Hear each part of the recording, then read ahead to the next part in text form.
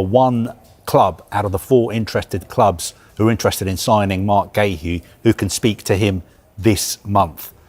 Because he's out of contract in the summer, he can speak to foreign clubs. And I think what Bayern Munich have been saying to him is, Marc, please do not sign for anyone else now. Wait, hold on, and we will take you in the summer. This is going to be an incredible opportunity for you to join one of the biggest clubs in the world. The only issue for Bayern Munich is that Manchester City want him as well, Liverpool want him as well, and of course Arsenal potentially want him as well in the summer. But our information is that Manchester City may be tempted to try and sign him this month.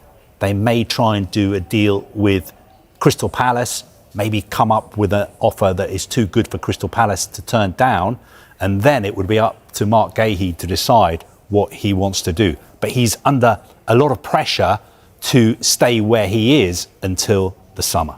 Okay, all right. Hi, welcome back to the final part of tonight's transfer show. We're going to talk Mohamed Salah. Let's not forget, when he left to go to the Africa Cup of Nations, Mark, there was hell to pay. He's soon coming back, but is he coming back to leave?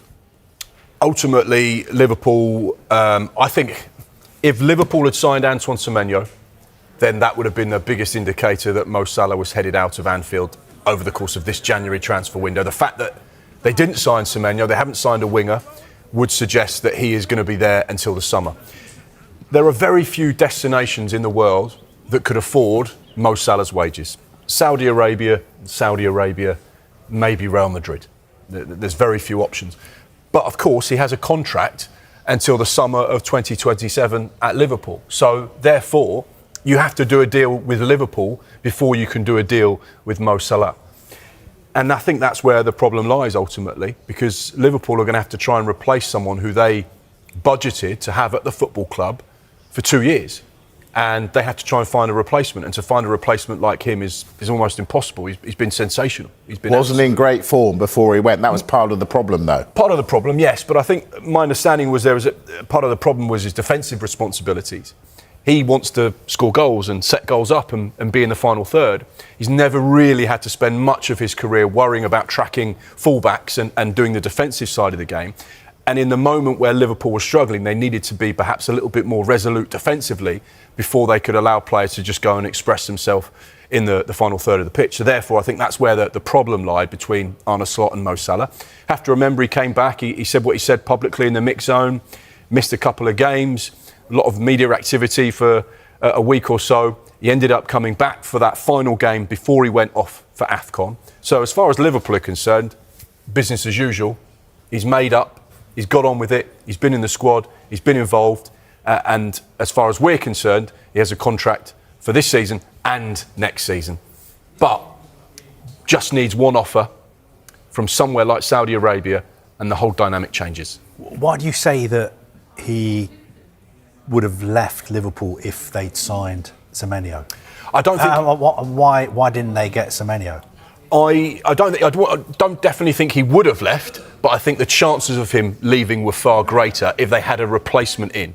Because they don't have very many right wingers. Szoboszlai has been playing there, but he's also filled in at right back. We know that Conor Bradley is out for the majority of the season as well. So down that right-hand side, they're actually quite short. So to let Mo Salah go, a hugely experienced Premier League player, would be almost a really silly move for Liverpool, and they're not really a club that makes silly moves. Why didn't they get Antoine Semenyo? I don't know, is the ultimate answer. We know that they like the player. We know that Richard Hughes signed the player. We know that there was a link between Liverpool and Antoine Semenyo. Ultimately, Manchester City did the deal for £64 million. They offered Antoine Semenyo what he was happy to play for. I think maybe in another world he could have ended up at Liverpool. But as you know, in football and transfers, things can change at the last minute. And for whatever reason, they decided that wasn't the right move for them at that time. Liverpool have reportedly completed the signing of highly rated winger Yan Diomande, continuing their strategy of investing in emerging talent with the potential to shape the club's future. The move follows weeks of internal scouting and analysis, with Liverpool's recruitment department identifying Diomande as a player who fits the club's long-term vision and tactical demands. While the deal has been kept relatively low profile, it is understood to be one the club is extremely confident about. Diomande has attracted growing attention across Europe due to his explosive pace, fearless dribbling, and ability to operate across multiple attacking positions. Liverpool view him as a modern wide forward who thrives in one-on-one situations and has the technical quality to adapt to high-intensity football. Sources indicate that the club moved decisively to secure his signature, aware that delaying could have invited competition from other top European sides monitoring his progress. From Liverpool's perspective, the signing is not merely about immediate impact, but about succession planning and squad evolution. With changes expected in the attacking department over the coming seasons, Diomande is seen as a player who can be developed gradually while learning the demands of elite-level football. His profile aligns with Liverpool's history of nurturing young attackers before integrating them fully into the first-team setup. The player himself is believed to have been enthusiastic about the move, drawn by Liverpool's project, their track record of developing talent, and the opportunity to work within a system that values intensity, pressing, and attacking freedom.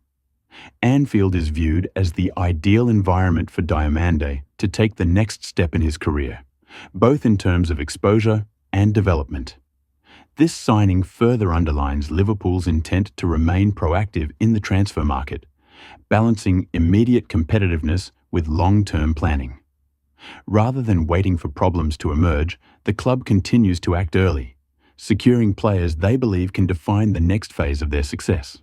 Federico Chiesa is edging closer to a return to Juventus as talks continue over a loan move that could bring the Italian winger back to familiar surroundings. After a challenging period at Liverpool, marked by limited opportunities and stiff competition in attacking areas, Chiesa's future has become one of the most closely watched situations of the January transfer window. Juventus have identified him as a priority target as they look to strengthen their squad for the second half of the season. Discussions between the two clubs are understood to be centred on a structured loan deal, potentially including performance-related clauses or a conditional obligation to buy. Juventus are keen to minimise immediate financial risk while giving themselves the option to secure Chiesa permanently if he rediscovers his best form. Liverpool, meanwhile, are carefully evaluating the proposal, weighing up whether a temporary move aligns with their longer-term squad plans or whether a permanent solution would be preferable.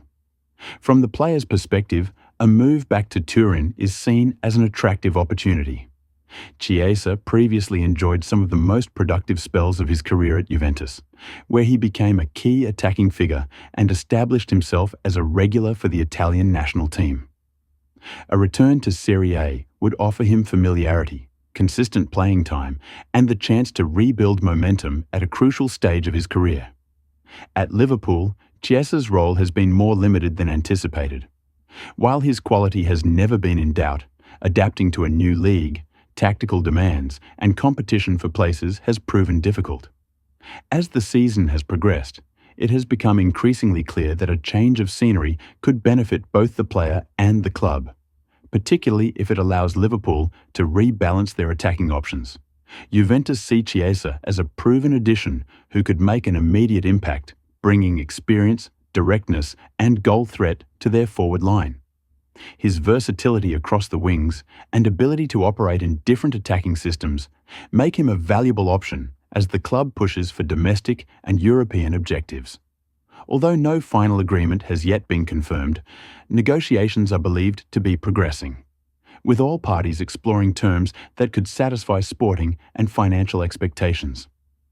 If completed, the move would mark a significant development in the January window and potentially reignite Chiesa's career at a club where he previously thrived.